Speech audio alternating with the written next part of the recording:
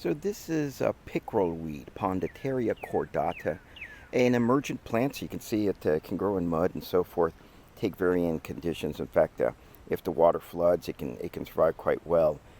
It's an emergent, so it can emerge out of even out of mud rather than straight water or straight out of the water itself. It is a pollinating magnet. You can actually see some of the things which are trying to visit it right around here. So it's sometimes planted, even though it's big. It's oftentimes planted in water gardens and things like that where space permits. I have in my own garden. Blooms front and bottom up, and you can see beautiful individual flowers that provide quite a target for pollinators, especially bees.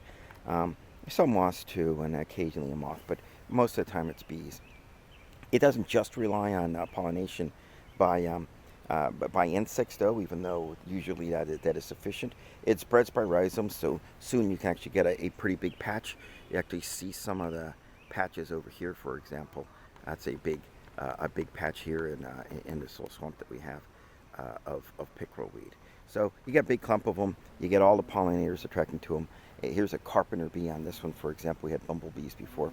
So a great plant to include where you have the space. The leaves can be a little bit variable in shape, but generally have this heart-shaped look to them. When after it pollinates, it's kind of interesting. In fact, this one's doing it right over here.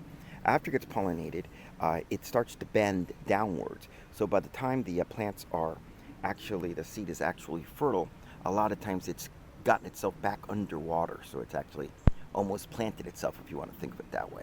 Kind of a neat little method as it bends back down. A neat little method of self-replication. It'll bend back down and send its seeds back underneath the water level so that it can plant itself for future reference. Quite a bit of it over here. Again, as I mentioned, there's quite a bit of pollinator activity on it. A beautiful plant. It's butterflies use it quite a bit too, including especially like the least skipperlings, one of our smallest ones. They tend to love this kind of thing as well. What a great plant, pickerelweed, an emergent that we're lucky to have form clones and patches. It doesn't compete well against some plants, but other ones, as you can see, it does quite well and even thrives.